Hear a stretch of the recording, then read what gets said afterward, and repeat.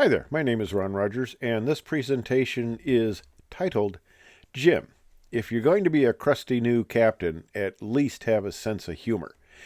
This little video has to do with a couple of captains we had on the 737. Now, how can you be a crusty old captain on our beginning aircraft, 737? We called that the Guppy. Well, they were. They had a dad who I understand was really a piece of work, who had been a previous United captain, and I guess he taught him well, because Jim Leroy, that's not his real last name, but he was an interesting captain to fly with. I flew with him as a co-pilot on the 737, then again the 727. Well, here's the story. We were going to an ALPA meeting. No, not the big fancy one down in Washington, D.C.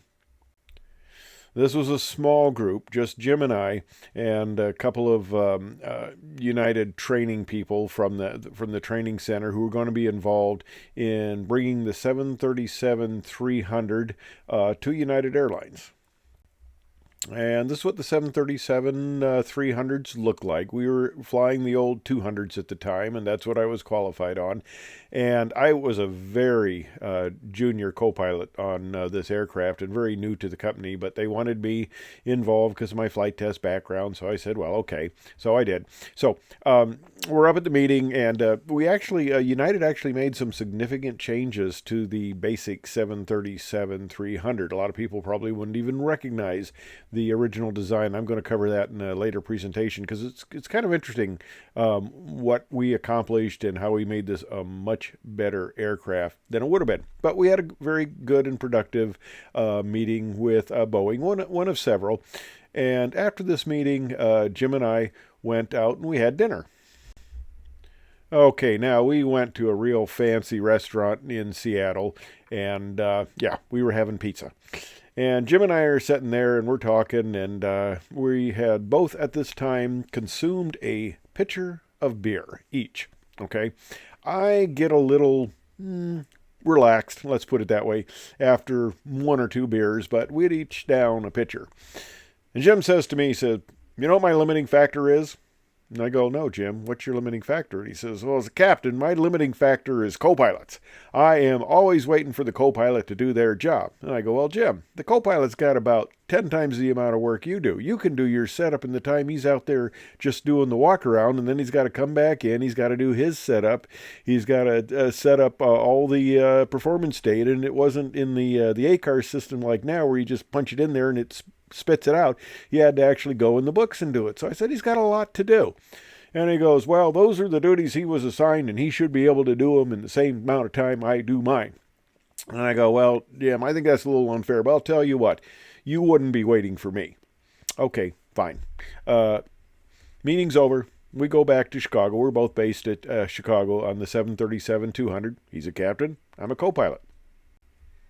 So I'm on reserve. I get a call from the crew desk that I've got this trip I'm going on. I go, okay, fine. Who's the captain? They go, it's Jim Leroy. And I go, oh my gosh, he set this up. I'm being called. You know, we had just gotten back from the meeting.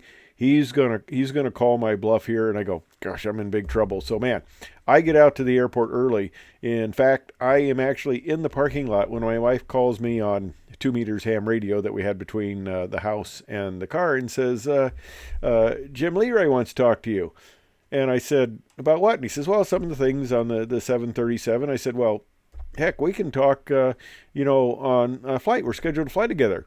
And he actually didn't even know that I was the co-pilot scheduled to fly with him, because I guess the original co-pilot had bailed, which seemed to happen with Jim a lot. But the original co-pilot had bailed, and being on reserve, I was assigned. So he says, oh, okay, I didn't know that. Well, I'll meet you out there. Okay.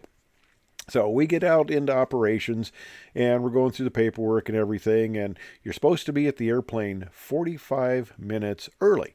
And okay, I am definitely going to be. I was there even earlier than 45 minutes. The airplane was there, it was ready to go. So I get out there, I do my walk around, I get my cockpit setup all done. I mean, I am ready to go. Like 15 minutes early, I've got everything done. But of course, one of the things you got to do is you got to get the clearance, and that has to be heard by both pilots. Well, Jim gets talking to somebody in operations, and he's late, and he actually comes 10 minutes before departure, and he's bringing his flight bag, and he's setting it down, and we happen to have a jump seater on the flight there. A guy who wants to, get a ride to wherever we were going that day. And, it's 10 minutes before. It's time to get the clearance. I figured Jim could at least listen up on the radio while he's getting situated.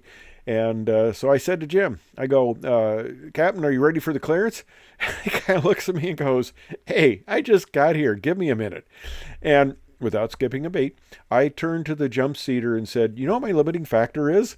And he kind of looks at me and goes, what? I said, my limiting factors are captains. I'm always waiting for the captain. That's when I found out, to my chagrin, that Captain Jim Leroy did not have a sense of humor. Anyway, that's my story. I hope you enjoyed it, found it interesting, amusing, informative, or at least non-fattening. Anyway, thanks for watching.